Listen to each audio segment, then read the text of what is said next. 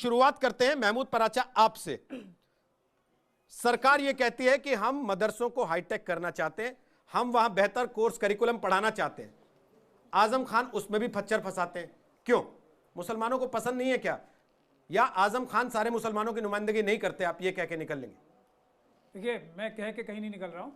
आजम खान साहब को और ऐसे बहुत सारे हमारे नेता दूसरे भी हैं जो आरएसएस की परोक्ष रूप से मदद करते रहे हैं, इसमें कोई शक की शुबे की गुंजाइश नहीं है।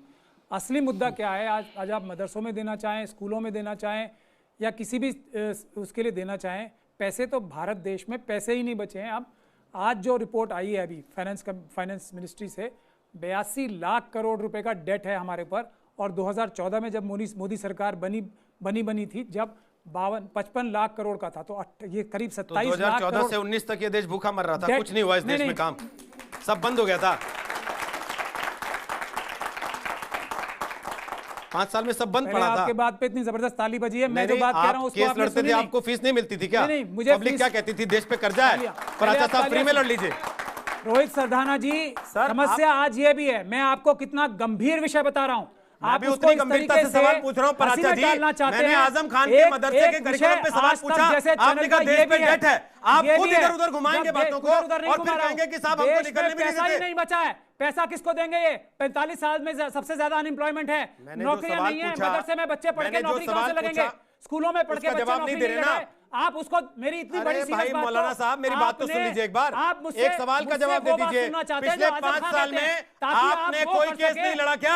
इतनी बेरोजगारी है, 5 साल में आप फ्री केस लड़ रहे थे क्योंकि देश के पास पैसा नहीं है देने को, देश की जनता के पास। ये कहा, बताइए ना सर, कितने केस आपने मुफ्त में लड़े क्योंकि देने वाले के पास पैसा नहीं था? मैं 70% केस आप कैसी बात करते हैं सर? मैं 70% 30% से पैसा ले रहे हैं ना? मेरी बात पूछे है ना, वो नहीं दे रहे क्या पैसा? क्या कहते हैं देश पे कर्जा है, पैसा मत लो हमसे। लेकिन ये मेरी बात नहीं है सर, मुझे एक बात हो रही है, मुझे एक बात बता अपनी तारीफ करने यहाँ ऐसा सुन तो लीजिए ना, मुझे आपसे तारीफ करानी भी नहीं सर, आपका सर्टिफिकेशन नहीं चाहिए मुझे। सुन लीजिए, सवाल सुन लीजिए, पूछ रहा हूँ, मेरी बात तो सुन लीजिए। आज का इशू भी छोटा हो गया। मेरा सवाल बड़ा सीधा है। 27 लाख करोड़ 27 लाख करोड़ भाई, जो सवाल पूछ रहे हैं उसका जवाब नहीं देना, केवल हल्ला करने आना है जैसे जर्नलिस्ट। नहीं, केवल हल्ला करने आना है जैसे जर्नलिस्ट। हाँ सर, वो 82 लाख करोड़ तो मैं ही घर में ले गया ना, तालियां बजवाना, मैं ही घर में ले गया और आप मुंशी लगे थे वहां बैठ के गिन रहे थे। नहीं, वो 82 लाख करोड़ तो मेरे घर में पड़े हैं सर, जो देश पे कर्जा है, और आप मुंशी वहां बैठ के गिन रहे थे।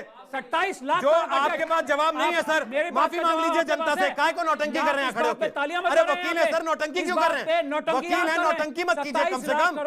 अरे सुन लीजिए, मेरी बात का जवाब दे दीजिए। इस बात को रोहित सरदाना जैसा सीनियर जर्नलिस्ट, एक सेकंड, आप लोगों को सुनना चाहिए, लोगों को आपको पता लगे कि ये सुप्रीम कोर्ट के वकील हैं। जिस तरीके से सवाल का जवाब दे रहे हैं उससे आपको एहसास होना चाहिए कि ये क्या वकालत करते होंगे, क्या पैरवी करेंगे किसी की। सर, मुझे केवल एक बात बता दीजिए, मैंने आपसे सवाल पूछा। अरे भाई, नौकरियां कहां से आएंगी? मदरसों में क्या पैसे देंगे? मेरी बात सुन लीजिए, नौकरियां कहां से आएंगी? छोटे मौलाना साहब, एक बात तो सुन लीजिए, बड़े सवाल का जवाब दे दीजिए। वो बड़े आपके बगल में खड़े हैं, बड़े आपके बगल में खड़े हैं, अब मेरे सवाल का जवाब दे दीजिए। आप ये कह रहे हैं कि देश के पास तो पैसे ही नहीं है जी, 30% लोगों से आपने फिर भी फीस ले ली।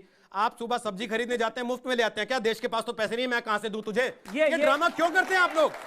और 6000 रुपए क्यों करते हैं ड्रामा? जी, यही इस देश का दुर्भाग्य है। हाँ, ये दुर्भाग्य है सर, आप लोग वकील हैं और हम लोग जो है आपको बुला के फिर ये सोच के पूछते हैं कि भाई सुप्रीम कोर्ट का वकील है, शायद पढ़े लिखे की तरह बात कर देगा। लेकिन सर, इस डिबेट को सुन रहे हैं, आप किस स्तर पे ले जा रहे हो देश की मानसिकता को? ये सुन रहे हैं लोग, आप इस बात को मजाक में डाल रहे हो ना। मुझे जिस दिन 82 लाख करोड़ के डेट पे चर्चा करनी होगी ना, मैं आपके दरवाजे नहीं आऊंगा। उस पे चर्चा करने वाले लोग हैं जिनको पता है डेट कहां से आता है और कहां जाता है। इसलिए प्लीज सर, जो आजम खान और डेट का मैं जानता हूं। अच्छा, हाँ, सर, आप तो सबको जानते हैं, सबको जानते हैं सर, सबको जानते हैं। तथ्य तो मैं नहीं बताऊंगा, आप तो सबको जानते हैं। तथ्य बता रहा हूं, या तो आप मैं झूठ बोल रहा हूं। सर, दिक्कत वही है ना, मैंने कहा कि पेपर में निबंध आया गाय पर, आप याद करके आए थे पिताजी का, तो लिख दे पिताजी की 4 टांगे, और पिताजी आजकल दूध नहीं दे रहे क्योंकि सूखा पड़ रहा है देश में। सरदाना जी, ठीक सर, कोई बात भी देख रहे हैं, आपको छोड़ दीजिए, आपको भी देख रहे हैं, छोड़ दीजिए ना, आप तालियां और बजा लीजिए। आपका हो गया सर, पता लग गया ना लोगों को। ये तालियां आपके लिए बज रही, मेरे लिए नहीं। 27 लाख करोड़, ये तालियां आपके लिए बजा रहे हैं, आपके सम्मान में बजा रहे हैं, ये आपके सम्मान में बजा रहे हैं और अपने माथे पे बजा रहे हैं सर,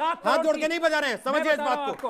अंसार रजा, मदरसों में सिर्फ 2% मुसलमान पढ़ते हैं, 98% मुसलमान मदरसों में नहीं पढ़ते। एक सेकंड ना, ये मोदी जी को कुछ करना होगा, ये बताएंगे ना। सबसे पहले क्या हुआ, मदरसा कैसे याद आ गया? डेट छोड़ के मदरसे पे आ गया, वो बंद करेंगे। अब डेट छोड़ के मदरसे पे आ गए, ठीक है सर, बढ़िया ना, आए ना डेट छोड़ के मदरसे पे, बता दिया तो प्लीज आप क्या कर रहे हो? मदरसे पे सवाल पूछा, उसका जवाब दीजिए, नहीं है तो बोलिए कि सर पास, मेरे पास इसका जवाब नहीं है।